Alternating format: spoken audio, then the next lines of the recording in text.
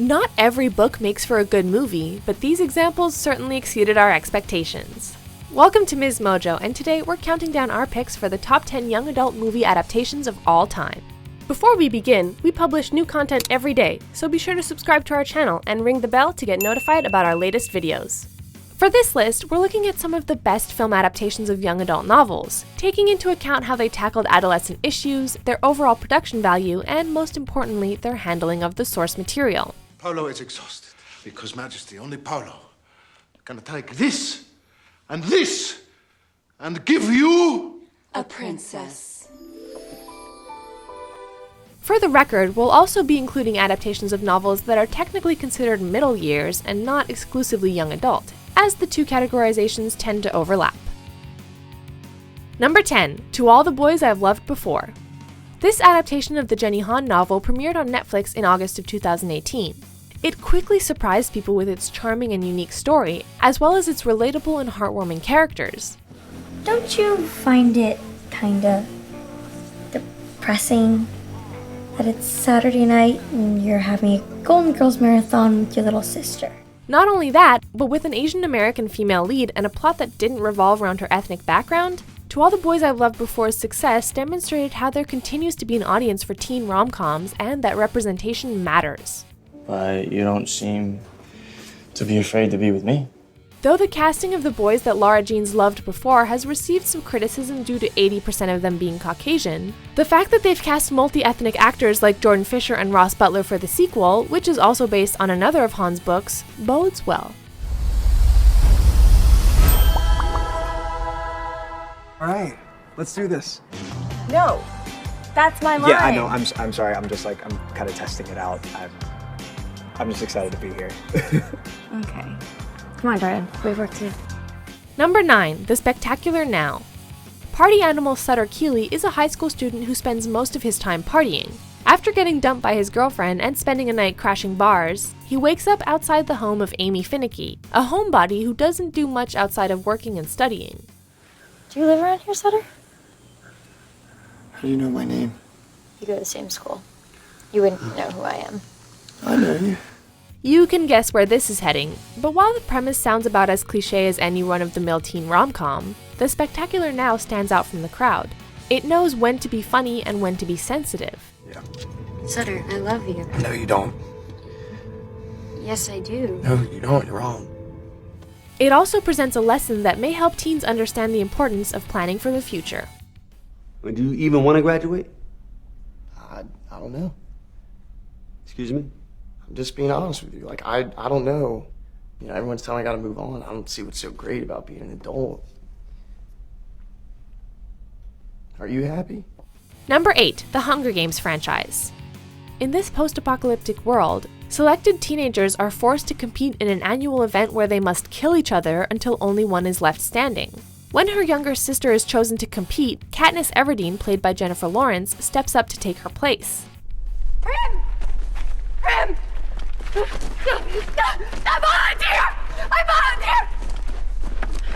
I volunteer as tribute! I believe we have a volunteer.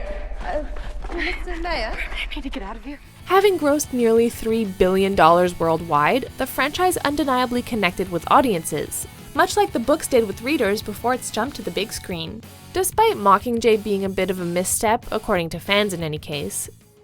I don't believe you. Oh, my dear Miss Everdeen. I thought we'd agreed never to lie to each other. The movies have remained consistently high quality, delivering stylish visuals, tense drama, and compelling performances.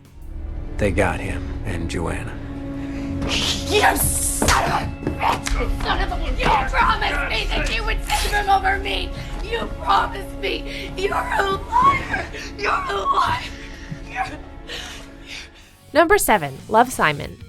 Love, Simon tells the story of Simon Spear and his struggle with his huge-ass secret.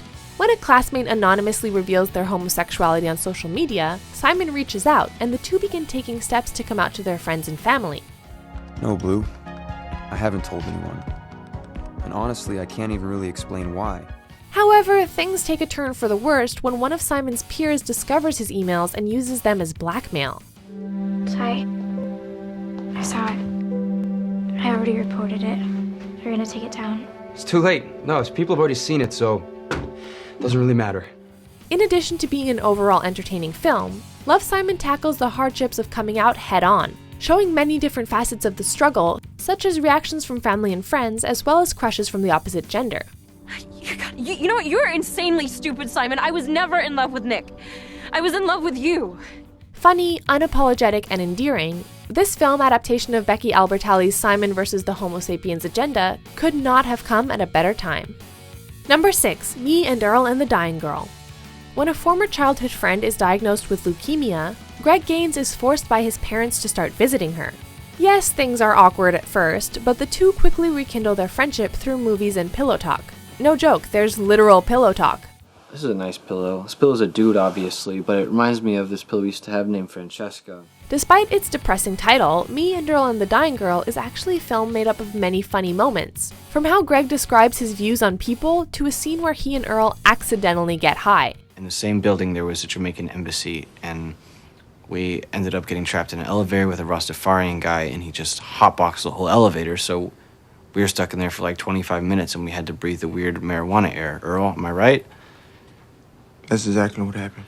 Of course, it's all of these high points that make the central premise all the more heartbreaking, and we wouldn't have this flick without Jesse Andrews' debut novel. Number 5, The Fault in Our Stars. Adapted from John Green's 2012 novel, The Fault in Our Stars tells the story of Hazel, a 16-year-old girl diagnosed with thyroid cancer.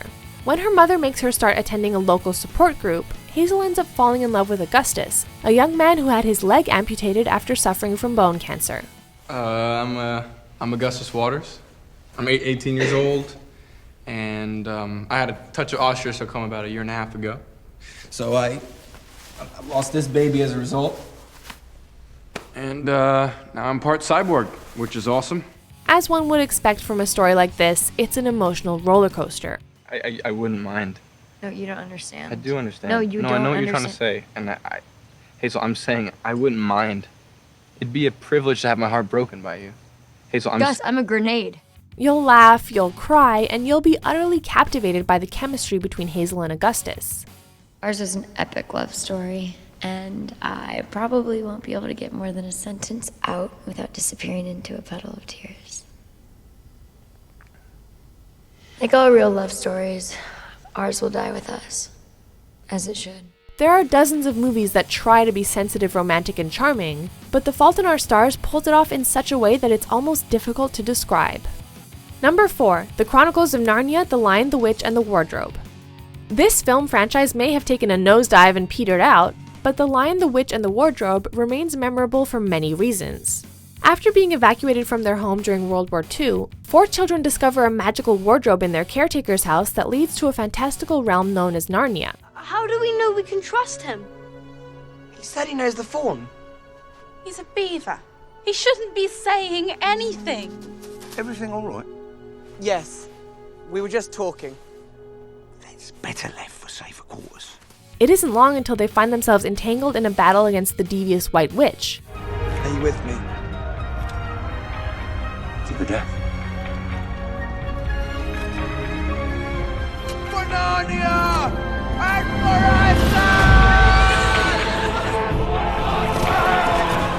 While this isn't the first time the story has been adapted, this 2005 rendition proves to be one of the best thanks to its breathtaking cinematography, spectacular special effects and CGI, and exceptional cast. Number 3, Paper Towns. Though it was written first, this 2008 John Green novel only got its own movie adaptation 1 year after The Fault in Our Stars went and made the whole world cry. Paper Towns follows Quentin Q. Jacobson, a young man who has been crushing super hard on his former childhood pal for years. After a night of helping her get revenge on her former friends, Q learns that she has disappeared and sets out to find her. Walt Whitman's niece, circle. What do you think it means? Oh, wait. What? I think she's sending you a message. What message? Come find me. Between charming romance and lighthearted humor, Paper Towns is brilliantly written and boasts excellent performances from its young cast. Why did you even come if you're not going to see this through? because I thought it would be fun, because I wanted to spend time with my two best friends before we leave for college and probably never see each other again. Yeah, I mean, wasn't this fun for you? Not if I don't find Margot. Don't you get it? If I don't find Margot, it's not fun. It's all for nothing. It also presents an important lesson about stepping outside your comfort zone and chasing your ambitions, assuming they're not just about chasing after someone. First party, first road trip, my first time cutting class. Everybody else was doing things for the last time, but I was doing them for the first. Number 2, the perks of being a wallflower. Ever knew someone who stayed in the background, not wanting to draw attention to themselves? Well, that's the type of person we focus on in The Perks of Being a Wallflower. Charlie Kalmekis is worried about starting his first year of high school given his history with anxiety and depression. You know, I heard you had a tough time last year. But they say if you make one friend on your first day, you're doing okay. Thank you, sir. But if my English teacher's the only friend I make today, that would be sort of depressing. As he takes his first steps, however, we get to see Charlie experience friendship, love, and acceptance. Come on out. Get out here, buddy. Come on. Charlie! Don't be shy. In addition to addressing topics like bullying, trauma, and mental illness, The Perks of Being a Wallflower is both a wonderful and sorrowful representation of modern high school life, showing the good, the bad, and the ugly sides of growing up. Can we be friends again? Of course. Before we reveal our awesome top pick, here are a few movie adaptations we had to mention. Now, did you by any chance take a drink since he filled your canteen? Oh, no, I'm fine. I have plenty. Excuse me?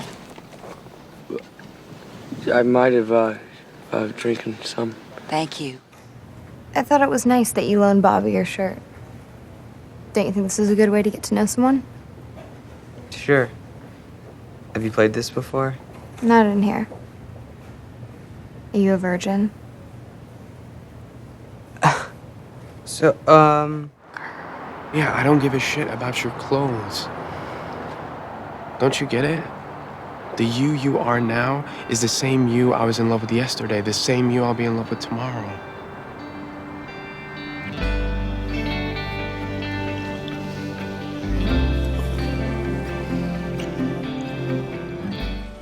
What if there was a magical kingdom that only we knew about? I don't know. What if? Okay, well, what if the only way we could enter it is by swinging on this enchanted rope? Enchanted rope? Yeah.